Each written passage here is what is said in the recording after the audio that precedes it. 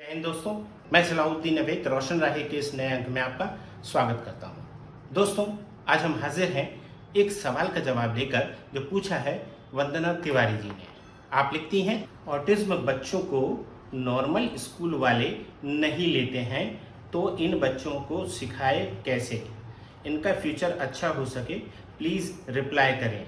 दोस्तों, वंदना जी के सवाल का जवाब देने से पहले अगर आपने अभी तक हमारा चैनल सब्सक्राइब नहीं किया है तो कृपया सब्सक्राइब करें, लाइक करें, शेयर करें ताकि हम हर उस फैमिली तक पहुंच सकें जिसको हमारी ज़रूरत हो सकती है।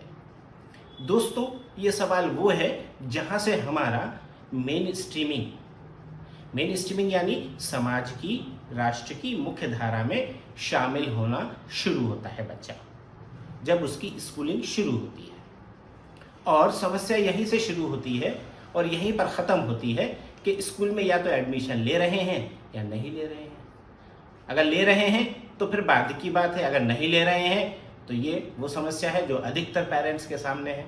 यहाँ पर इस समस्या के कई पहलू हैं, इस प्रॉब्लम के कई हिस्से हैं, कई फैक्टर हैं जो इसमें शामिल हैं, जिनमें सबसे पहला है सरकार इन बच्चों के लिए क्या करती है, क्या कर रही है।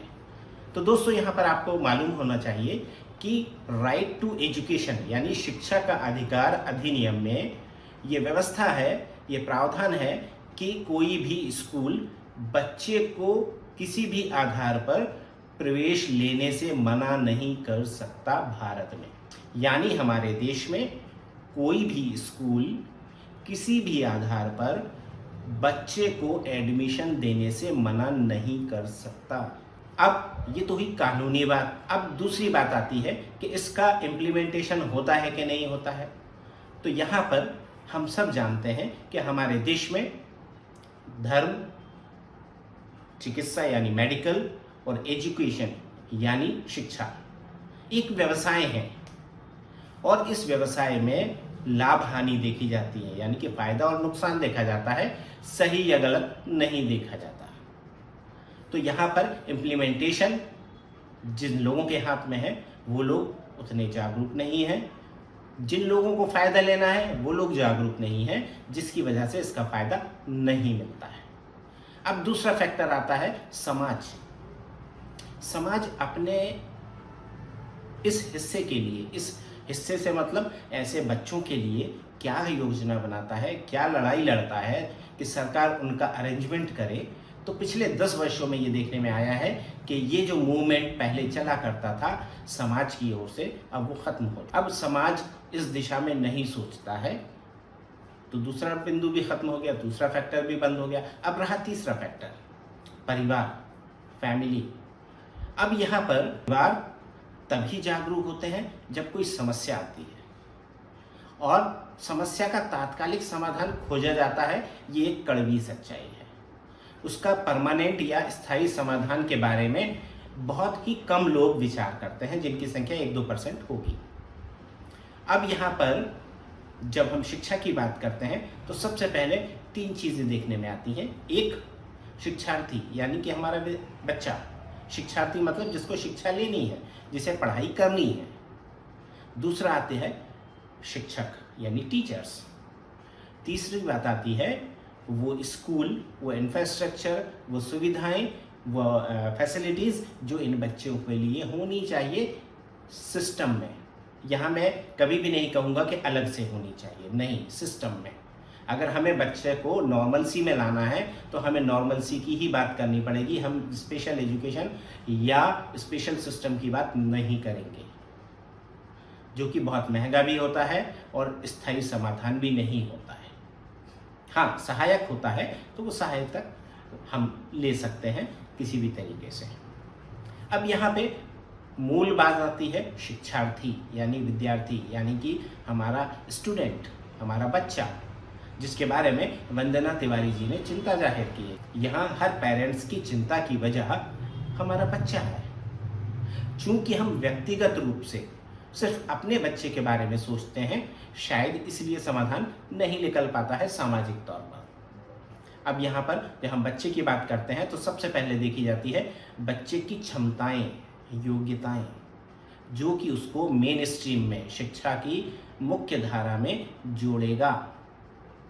और यही वो क्षेत्र होता है जहां हमारे बच्चे में कमी होती है। अब चूंकि हमारे बच्चे में कमी है तो कमी किसी भी रूप में हो सकती है, लेकिन हम बात करेंगे सिर्फ ऑटिज्म की। ऑटिज्म में मुख्य तौर पर क्या कमियां देखी जाती हैं? पहली कमी होती है सेंसरी इश्यूज, यानी कि हमारे जो संवेदी अंग हैं, सेंसरी ऑर्गन है, उनसे संबंधित समस्याएं, ये प्राइमरी कॉज होते हैं, जिसका समाधान सेंसरी इंटीग्रेशन थेरेपी में होता है। और ये sensory integration therapy generally bachelor in occupational therapy course वाले ऑक्यूपेशनल थेरेपिस्ट कराते हैं। उससे हायर डिग्री वाले भी करा सकते हैं, पर उससे लोअर डिग्री वालों पे भरोसा मत करिएगा। दूसरी चीज़, व्यवहार समस्याएं। व्यवहार समस्याएं वो स्थिति होती है जिसमें बच्चे की क्षमताएं सामान्य या सामान्य के आसपास होती हैं, पर वो अपने व्यवहार की वजह से, अपने बिहेवियर की वजह से मेन स्ट्रीमिंग को या सामान्य अवस्थाओं को एक्सेप्ट नहीं करता है, और अपने बिहेवियर की वजह से वो अपने पैरों पर खुद कुल्हाड़ी मारने वाला व्यवहार करता है। यानी कि जब भी कोई सीखने की बात आती है, उसका बिहेवियर, उसका व्यवहार उसको पीछे धकेल देता है और वो सीख नहीं पाता है। अब यहाँ पर बिहेवियर परिवार के वातावरण की देन होता है, फैमिली इन्वायरमेंट का प्रोडक्ट होता है। जब फैमिली एप्रोप्रिएट रिएक्शन नहीं देगी तो बिहेवियर इश्यूज डेवलप होते हैं। जब बिहेवियर इश्यूज डेवलप होते हैं तो बच्चे को नुकसान होता है। वो नुकसान सीखने में बाधा के रूप में होता है, यानी बैरियर इन लर्निंग के रूप में होता है, के फॉर्म में होता है। अब जब यहाँ पर हम ये कहते हैं कि बैरियर इन लर्निंग है, तो डेफिनेटली हमें उसे दूर करना होगा, और यहाँ पर बिहेवियर थेरेपी की जाती है। अब यहाँ पे बिहेवियर थेरेपी बच्चे की कभी नहीं होती है। ये मैं अपने लगभग हर उस एपिसोड में बोलता हूँ जहाँ मैं बिहेवियर की बात करता हूँ। बिहेवियर थेरेपी पेरेंट्स को सीखनी होती है और उसको अप्लाई करना होता है। जितने अच्छे से सीखेंगे, जितने अच्छे से अप्लाई करेंगे, उतना ही अच्छा रिजल्ट आएगा। और बिहेवियर चूंकि लर्नड होता है, इसे डीलर्न किया जा सकता है। Child psychologist, clinical psychologist, behaviour therapist ये काम करते हैं। इससे नीचे वाले लोगों पर आप मदद मत मांगिए, क्योंकि आपका समय और पैसा खराब हो सकता है। अब बच्चे के तीसरे फैक्टर को देखते हैं, जो कि उसके साइको एजुकेशन स्किल्स होते हैं। साइको एजुकेशन स्किल्स यानी कि वो स्किल्स जो उसको पढ़ने, लिखने, सीखने में मदद करते हैं। Psycho education skills brain functions को स्टिमुलेट करते हैं, और वहाँ पर बच्चा attention, concentration, problem solving, thinking, reasoning, decisioning, इन सारी चीज़ों को स्टेप बाय स्टेप सीखता है धीरे धीरे। और ये सब होता है साइको एजुकेशन थेरेपी में, जो कि जनरली साइको एजुकेशन थेरेपिस्ट या चाइल्ड साइकोलॉजिस्ट देते हैं। ये बहुत बारीक चीज़ है, इसलिए बहुत एहतियात से करना चाहिए, बहुत सावधानी से करना चाहिए, क्योंकि ये स्किल आसानी से डेवलप नहीं होता है। लेकिन अगर एक बार ट्रैक पे बच्चा आ गया तो अपने आप होता है, जैसा कि सामान्य बच्चे में होता है। तो यहाँ पर हमें सिर्फ बच्चे को ट्रैक पर लाना होता है और सहारा देना होता है। उसके बाद बच्चा अपने आप चलता है, अपने आप बढ़ता है। हमें सिर्फ उसके रास्ते में आने वाली बिहेवियर प्रॉब्लम्स, सेंसरी प्रॉब्लम्स को दूर करना होता है। अब जब भी आप ये बात कहें और सोचें कि बच्चे को एजुकेशन के लिए कैसे तैयार करना है, तो आप इन 3 बिंदुओं पर ज़रूर विचार। आप समझ लें कि अगर हमने ये 3 बिंदु, 3 थेरेपी प्रॉपर कर ली, तो हमारा बच्चा मेन स्ट्रीमिंग में शामिल हो सकता है, सामान्य शिक्षा धारा में शामिल हो सकता है, पढ़ाई लिखाई कर सकता है, आगे बढ़ सकता है। दोस्तों, थेरेपेटिक पेरेंटिंग में हम ये सारी चीज़ें सिखाते हैं कि फैमिली इन्वायरमेंट और बिहेवियर मैनेजमेंट कैसे किया जाए। इस पे हमारी पूरी एक सीरीज़ है, आप चाहें तो उसे देख सकते हैं और उसके हिसाब से अपना बिहेवियर प्लान कर सकते हैं। फैमिली मैनेजमेंट कर सकते हैं और चाइल्ड के बिहेवियर को मैनेज कर सकते हैं। दोस्तों, ये बहुत लंबा विषय है, इसलिए इस पर हम बहुत ज़्यादा एक्सप्लेन नहीं कर पाएंगे इस एपिसोड में। अगर आपको और कोई शंका है, कोई शक है, कोई जानकारी चाहते हैं, तो कृपया कमेंट बॉक्स में अवश्य लिखें।